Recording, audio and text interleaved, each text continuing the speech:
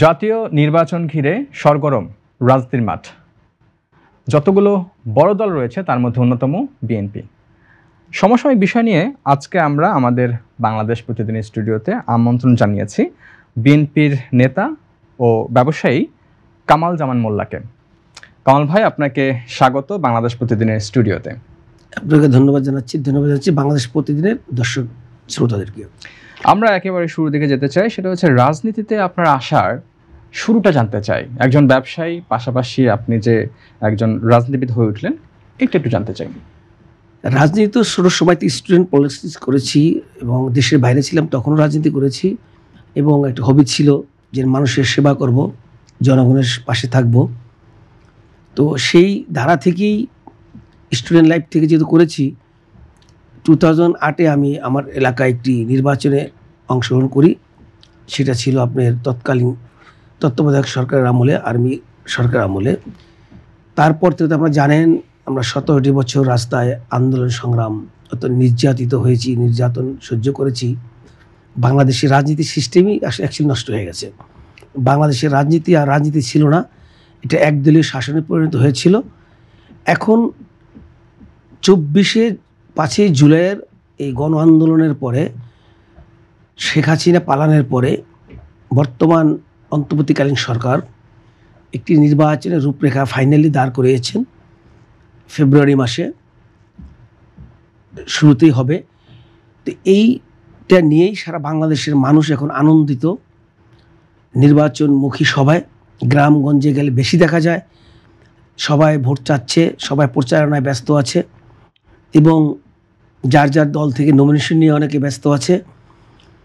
তার মাঝে কিছু কিছু লোক আবার বলতেছে তারা পিয়ার চায়, দিস চায়, দেয়ার চায়, এটা তাদের নির্বাচনের কৌশল। আমি মনে করি সবাই নির্বাচনমুখী, সবাই নির্বাচনের জন্য এখন প্রস্তুতি নিচ্ছেন, আমিও নিচ্ছি এবং প্রত্যেকটি দলেই নিচ্ছেন। সবাই জনগণের যাচ্ছেন, ভোট চাচ্ছেন, ভোট নিয়ে কাজ হচ্ছেন। বর্তমান সরকার নির্বাচন কমিশনারকে অলরেডি দায়িত্ব দিয়ে দিয়েছেন। নির্বাচন কমিশনার তার নির্বাচন করার জন্যে সমস্ত প্রস্তুতি নিচ্ছেন। আশা করি খুব শীঘ্রই তফসিল ঘোষণা হবে, আরও পরিষ্কার হয়ে যাবে। পিআর পদ্ধতি নিয়ে কথা হচ্ছিল, আপনি আপনাদের পক্ষ থেকে, দলের পক্ষ থেকে আসলে কি চাওয়া হচ্ছে? পিআরে আপনারা খুশি নাকি পিআর আপনারা চাচ্ছেন না? পিআর হচ্ছে কি, দেখেন, এমন একটি নাম যেটা বাংলাদেশের মানুষ কখনো শোনেনি। First of all, second thing, আমাদের দেশ মানুষ বিশ্বাস করে গণতন্ত্র মানে কি, আমি যে এলাকায় নির্বাচন করব সেই এলাকার মানুষ আমাকে কতটুকু ভালোবাসে, প্রতিপক্ষ কতটুকু ভালোবাসে, কার কত যোগ্যতা আছে, তার যোগ্যতা বিচার করে তার সে সৎ কিনা, সে অসৎ মানুষ কিনা, সে কীরকম মানুষ, সমস্ত যাচাই করে তাকে ভোট দিবে এবং তার কিছু কমিটমেন্ট থাকবে।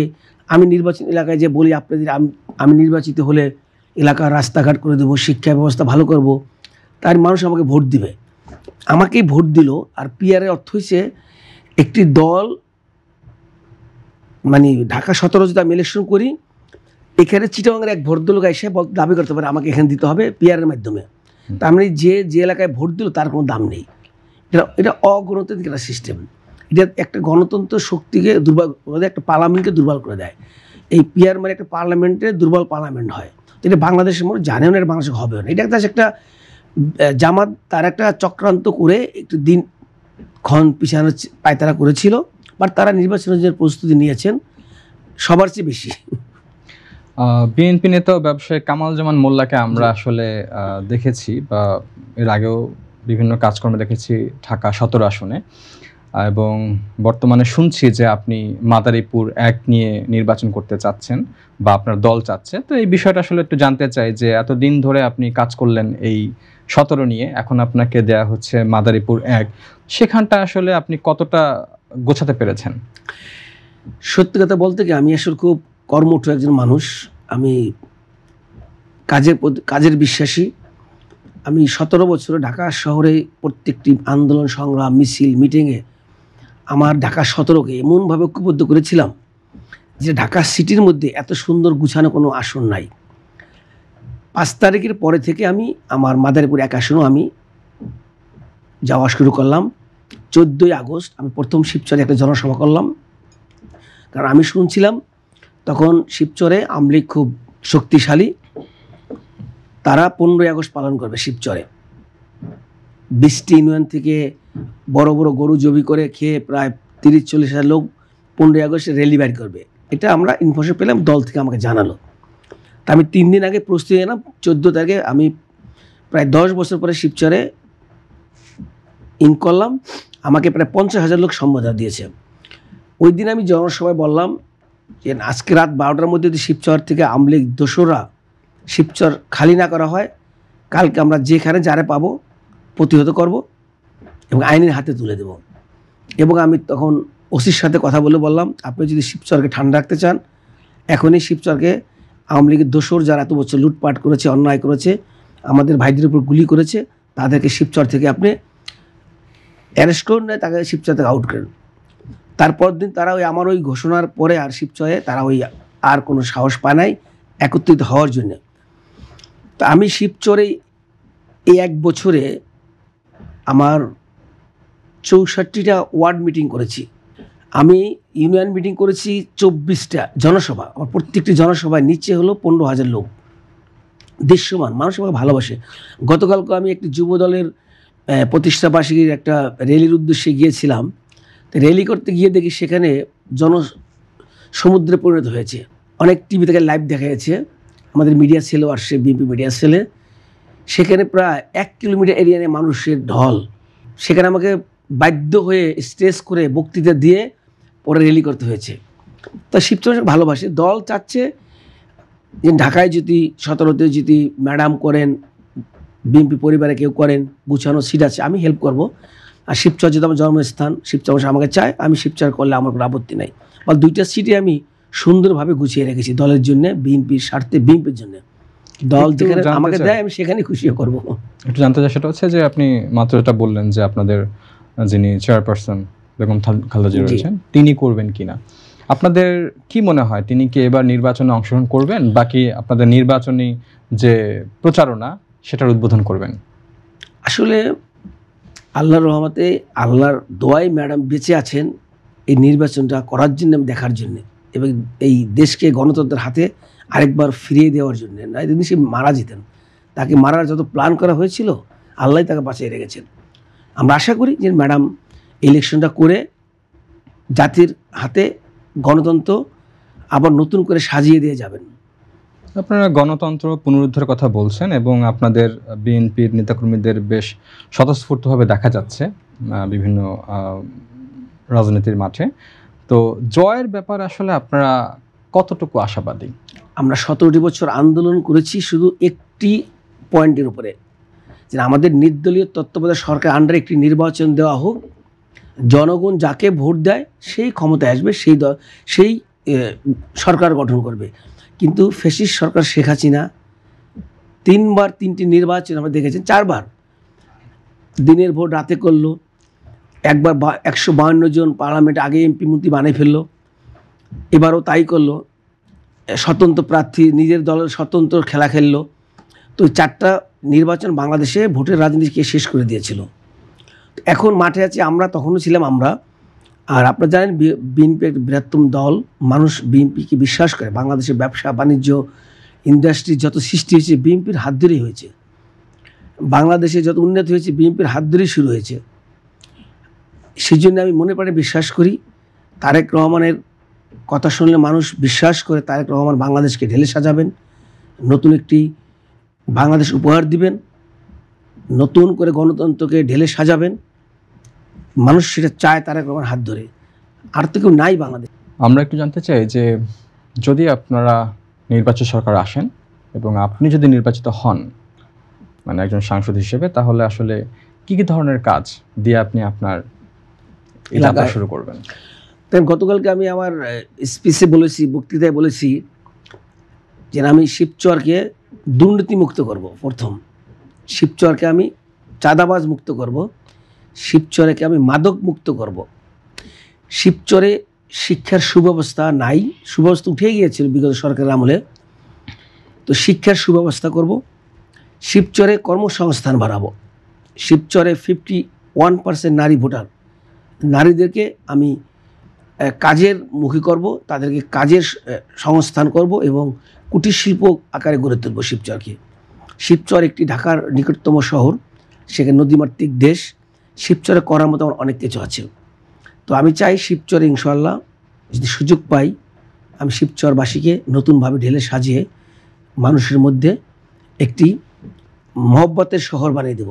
বর্তমানের অন্তর্বর্তীকালীন সরকার, সেখানকার প্রধান ডক্টর মোহাম্মদ ইউনূস, তার আন্ডারে এই যে নির্বাচনটা হবে আগামী ফেব্রুয়ারি মাসে, আপনার কি মনে হয় তিনি সুষ্ঠু নির্বাচন দিতে পারবেন? 100% আশাবাদী। অবশ্যই না পারার কিছু নেই, কারণ নির্বাচন তো আগেও আমরা দেখেছি। এই 4টি নির্বাচন আগে, আমরা তো অনেক বয়স আমাদের, নির্বাচন কমিশনার পরিচালনা করেন, কমিশন নির্বাচন পরিচালনা করবেন। এই বর্তমান সরকারের করণীয় কিছু নাই। আছে বর্তমান সরকারের কাছে নির্বাচন কমিশন প্রশাসনিক সাহায্য চাবেন, সে সাহায্য দিয়ে হেল্প করবেন। নির্বাচন কমিশন যেহেতু আমি মনে করি শক্ত আছেন, তারা প্রচুর আর্মি চেয়েছেন, আর্মি পাবেন। তারা পুলিশ প্রশাসন চেয়েছেন, পুলিশ প্রশাসন তাদেরকে অঙ্গীকার করে দিবেন। তারা আনসারদেরকে ট্রেনিং করাচ্ছেন। আমি মনে করি একটা সুন্দর নির্বাচন হবে, যেখানে এখানে দোসররা পালিয়ে গেছে। যে দোসররা থাকলে যে একটা নির্বাচন নীল নকশা, তারা এখন নাই, যেহেতু তাতে একটি সুন্দর পরিবেশ আছে। নির্বাচনের আগে আমরা দেখি যে আইন শৃঙ্খলা বাহিনীর তৎপরতা, জি, সেটা আপনি আপনার জায়গা থেকে কেমন দেখছেন? এবং অবাধ সুষ্ঠু নির্বাচন যদি আপনারা চান, সেক্ষেত্রে আসলে এই প্রশাসন বা পুলিশ বা আইন শৃঙ্খলা বাহিনী তারা আসলে কি ধরনের সহায়তা করতে পারবে বলে আপনার মনে হয়? দেখেন, তারা, আমি তো মনে করি শতভাগ তারা সমস্ত রক্ষা করতে পারবেন। কারণ হচ্ছে কি, মানুষ এখন নির্বাচনমুখী, এখন মানুষ চায় একটি সুন্দর নির্বাচন। এখানে যেহেতু ভোট ডাকাতি সিস্টেম নাই, মেন প্রতিপক্ষই পালিয়ে গেছে, এখানে মারামারি হানাহানির কোনো সুযোগ নাই। এখানে নির্বাচন হবে, সুষ্ঠু নির্বাচন হবে, সুন্দরভাবে পরিচালনা করবে নির্বাচন কমিশন। এতে কোনো রকম কোনো রিস্কের কোনো কারণ নাই, সন্দেহ হওয়ার কোনো কারণ নাই। আমি দেখি না এখানে কোনো সুযোগ আছে নির্বাচন কোনো বিঘ্ন ঘটার, নির্বাচন নিয়ে কোনো অন্য কোনো প্ল্যান হওয়ার, নির্বাচন নিয়ে নীল নকশা হওয়ার কোনো সুযোগ নাই, কি করতে পারবেন না। যেহেতু আর্মি মাঠে আছেন, আর্মি আছেন, বিডিআর আছেন, এখানে কোনো সেরকম সুযোগ নেই। ম্যাজিস্ট্রিক পাওয়ার থাকবে আর্মির হাতে, অতএব কোনো রকম সুযোগ নেই। তারপর আমরা দেখি মাঝে মধ্যে আওয়ামী লীগের বিভিন্ন ব্যানারে মিছিল বের করে, এই ব্যাপারটা আপনি আসলে আপনার জায়গা থেকে কীভাবে দেখবেন? দেখেন, আওয়ামী লীগের দোসররা তো বাংলাদেশ সব পালিয়ে যায়নি। যারা এই যে হেলমেট পরে ছাত্র দলের মানে ছাত্রদেরকে গুলি করে মেরেছে, তারা তো অনেক বাংলাদেশ এখন রয়ে গেছে। ইন্ডিয়া বসে শেখ হাসিনা নীল নকশা করছে, তাদেরকে দিয়ে তো বিশৃঙ্খলা করবেই। মাঝখান থেকে অনেকগুলো সিরিজ আগুন লাগলো, এটাও তো একটা নীল নকশার পার্ট। তো সমস্ত কিছুর পরেও বাংলাদেশে কিছুই থেমে থাকবে না, নির্বাচন হবে। নির্বাচন হলে এগুলো সব ঠিক হয়ে যাবে। ছোটোখাটো মিছিল তো এটা ছোটো জিনিস, বড় বড় মিছিল করলেও নির্বাচন ফিরবে না। এখন দেখেন না, সবাই চুপ হয়ে গেছে। মাঝখানে অনেক ধরনের বাধার কথা বলতো, এখন কি আছে সেগুলো? এনসিপি চুপ হয়ে গেছে, জামাত চুপ হয়ে গেছে, তা সবাইকে নির্বাচন ক্যাম্পিং করছে। আপনি যান রাস্তায় দেখেন জামাতের পোস্টারে ভরা, ব্যানারে বলা, ফেস্টারে ভরা, ভোট চাচ্ছে, গ্রামকে ঘরে ঘরে যে ভোট চাচ্ছে। তার মানে এখন সবাই নির্বাচনমুখী। আর আওয়ামী লীগ যেটা করতেছে, তাদের নিজেদের পায়ে কুড়াল মারতেছে।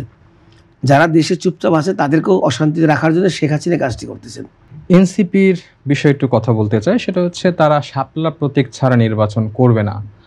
একটা রাজনৈতিক দল, তারা জানিয়েছেন যে এই প্রতীকে তাদের দরকার, এবং তারা এও বলেছেন একজন নেতা যে বিএনপি যদি ধানের শীষ পেতে পারে তাহলে এনসিপি কেন শাপলা পাবে না। আসলে এনসিপির নিয়ে কথা বলতে আমার অনেক কষ্ট আসে যে এনসিপি বাংলাদেশের যে ছাত্র সংগঠন, একটি দেশের ক্লান্তিকালীরা আন্দোলন সংগ্রাম করেছিল দেশের ভালো করার জন্যে, দেশের গণতন্ত্র পূর্ণ প্রতিষ্ঠার জন্যে। বিগত দিনে আপনাদের ভাষা আন্দোলনের সময় ছাত্ররা জীবন দিয়েছে, 71 সালে ছাত্ররা জীবন দিয়েছে, 90-এর গণ অভ্যুত্থানেও ছাত্ররা জীবন দিয়েছে। কেউ কিন্তু কোনো মন্ত্রী এমপি হওয়ার জন্য করে নাই।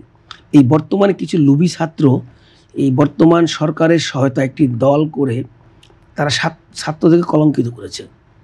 তারা নিজেরা পোস্ট ভাগাভাগি করে নিয়েছে, তারা পোস্ট নিয়ে কীরকম বাণিজ্য করেছে, কীরকম অর্থ নিয়ে কেলেঙ্কারি হয়েছে, এটা সব এখন বাংলাদেশের সবার কাছে। তাদের গ্রহণযোগ্যতা এখন শূন্য কোঠায় চলে গেছে। তা না হলে তারা বিএনপি বাংলাদেশে এত বৃহত্তম একটা দল ধানের শীষ নিয়ে আজ থেকে 45-47 বছর ধরে এরা রাজনীতি দেশ চালাইছে, দেশের ঘোষণা দিয়েছে জিয়াউর রহমান, তার সে প্রতীক নিয়ে এক্সাম্পল দেয়। শাপলা আপনারা জানেন, শাপলা আমাদের বাংলাদেশের অনেকগুলা জিনিসের সিম্বল। এটা আমাদের টাকার ভিতরে আছে, আমাদের বাংলাদেশ ব্যাংকের একটা সিম্বল, অনেক জায়গায় আছে। তো তারা বলেছে আপনারা অন্য কিছু নেন যেটা আমাদের নির্বাচন কমিশন অলরেডি নির্ধারিত করেছে এর মধ্যে নিতে হবে। তারা সে জায়গাটা বেছে নিতে পারে। তারা অ্যাকচুয়ালি জানে তারা নির্বাচনে তাদের ওইটা কোনো ফ্যাক্টর না, তারা দিলে তারা তো নির্বাচন করে কোনো সিট পাবে না। তারা জাস্ট একটা তাল বাহানা করছেন, তারাও নির্বাচন করবেন এবং নির্বাচনও হবে। এটা তাদের একটা জাস্ট একটা কথা বলার জন্য রাজনৈতিক একটা স্টানবাজি। আপনাদের দলের যিনি মহাসচিব রয়েছেন মির্জা ফখরুল ইসলাম, তিনি একটা কথা বলেছেন আজকে যে ঐক্যমত্য কমিশন জাতির সঙ্গে প্রতারণা করছে। বিষয়টা আসলে আপনি কিভাবে দেখবেন? আসলে আমি এটা নিয়ে তেমন কিছু বলতে চাই, আমি কি কারণে বলেছেন, কারণ ওই আমার জানা নেই। আপনারা প্রতিপক্ষ হিসেবে কাকে চাচ্ছেন, জামাত, এনসিপি নাকি জাপা? না, আমরা চাই জনগণ যাকে ভোট দিবে সেই জানি রাষ্ট্র ক্ষমতা গঠন করবেন এবং যে সেকেন্ড পজিশন থাকবেন। যেমন মানুষ চায় যে হ্যাঁ আমার প্রতিপক্ষ আসলে জামাত হতে পারে বা এনসিপি হতে পারে। আপনি আসলে কাদেরকে মনে করেন প্রতিপক্ষ? জামাতকে বাংলাদেশের মানুষ চায় না, কারণ জামাত আসলে কেন চায় না এটা তো আবার করা কথা বলতে হবে। জামাত জানেন তো, ৭১-এর একটি গণহত্যাকারী দল। জামাত কখনোই বাংলাদেশের গণতন্ত্রের পথে হাঁটেনি, সবসময় গণতন্ত্রের বাধা হয়ে দাঁড়িয়েছে। এখনও বাংলাদেশে এখনও একটা নির্বাচনের বাধা হয়ে কিন্তু জামাতই দাঁড়িয়েছে। জামাতের কিন্তু এখনও বিচার হয় না। ৭১ সনে তারা যে গণহত্যা করেছেন, গণহত্যার যে সহযোগিতা করেছেন, তাদের বিচার কিন্তু আদৌ হয়নি। তারা কখনো বিএনপির কাঁধে ভর করে, কখনো আওয়ামী লীগের কাঁধে ভর করে, যখন তাদের প্রয়োজন মাঝখানে এনসিপির কাঁধে ভর করেছিল, এরপরে বর্তমান সরকারের উপর ভর করেছে। তো এখন তারা আবার কদিন পর দেখবেন আওয়ামী লীগের সাথে আঘাত করবে। তো এদের কোনো নিজস্ব কোনো চরিত্র নেই, যেখানে সুবিধা সেখানে জামাত। এনসিপির যারা নেতাকর্মী রয়েছেন তারা একটা কথা বলছেন ইদানিং, সেটা খুব বেশি শোনা যাচ্ছে, জামাত যদি নির্বাচনে জয়লাভ করে তাহলে আওয়ামী লীগের আসার একটা সুযোগ হয়ে যাবে। এইটা আপনি আসলে কিভাবে দেখছেন? শোনেন, আওয়ামী লীগের সাথে জামাত তো আগেও একবার সরকার গঠন করেছিলেন ৯৬-তে। বাট একটা জিনিস আপনার মনে রাখতে হবে, জামাত বাংলাদেশের মাটিতে কোনোদিন ক্ষমতা আসতে পারবে না। আর শেখ হাসিনারও জামাতের সাথে আঘাত করে বাংলা আসা সম্ভব হবে না। শেখ হাসিনাকে বাংলাদেশের গভর্নমেন্টেই, নেক্সট নির্বাচিত গভর্নমেন্টেই তাকে বাংলাদেশে ফিরিয়ে আনবেন ইন্টারপোলের মাধ্যমে। তিনি যে গণহত্যা করেছেন তার সেই বিচার হবে বাংলার মাটিতে। জামাত আনতে পারবে না, তাকে নেক্সট গভর্নমেন্টই আনবে ইনশাল্লাহ। জাতীয়বাদী শক্তি বিএনপি ক্ষমতায় এসে তাকে অবশ্যই বাংলা মাটি ফিরিয়ে তার বিচার করা হবে, এটা আমি দৃঢ়তার সাথে বলতে পারি। আপনাদের বিভিন্ন জেলা, উপজেলা এবং বিভাগ পর্যায়ে আপনারা যে গণসংযোগ বা সভা সমাবেশ করছেন, তাতে আসলে আপনাদের সাড়াটা কেমন পাচ্ছেন সাধারণ মানুষের? আসলে আমি অত্যন্ত আনন্দিত। বললাম, গতকালকে আমি জনসভায় বলেছি যে ৬ ঘন্টার নোটিশে আমি যেই লোক আমার সামনে ছিল, আমি বলেছি আপনাকে স্যালুট দিয়েছিলাম গতকালকে আমি স্যালুট জানাই আপনাদেরকে। আপনারা এমন এত শর্ট নোটিশে আপনারা এত হাজার হাজার মানুষ চলে আসছেন। মানুষ একটি গণতন্ত্র চায়, মানুষ ভোট দিতে চায়, মানুষ বিএনপিকে চায়। কারণ এই ১৮টি বছর বিএনপিকে জোর করে বাইরে রাখা হয়েছে, ক্ষমতার বাইরে। এটা গ্রামগঞ্জে গেলে বোঝা যায়। আমি শহরও দেখেছি, মানুষের একটু ভোট দেওয়ার সুযোগ চায়। জনাব কামালজামান মোল্লা, আপনাকে অনেক ধন্যবাদ আমাদের সঙ্গে যোগ দেওয়ার জন্য। দর্শক, আমাদের আজকের অনুষ্ঠানের অতিথি ছিলেন কামালজামান মোল্লা এবং তার কাছ থেকে আমরা বিএনপির রাজনীতির ব্যাপারে অনেক তথ্য জানলাম। পরবর্তী অনুষ্ঠান দেখার জন্য আপনাদের ধন্যবাদ। আল্লাহ হাফেজ।